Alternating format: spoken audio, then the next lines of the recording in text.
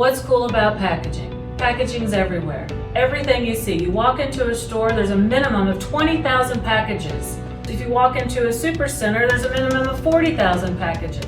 Packaging is from when you wake up in the morning, you brush your teeth, you take a shower, to going to eat.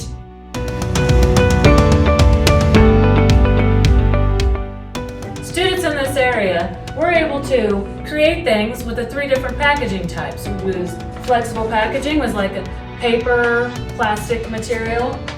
We do metal packaging, which is like beverage cans. We do glass packaging in this area.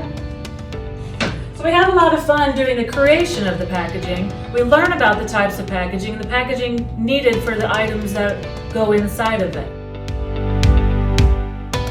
But the fun part is creating this 3-dimensional project, mostly using Photoshop, Adobe Illustrator, then turning out with a digital portfolio piece that goes along with their project.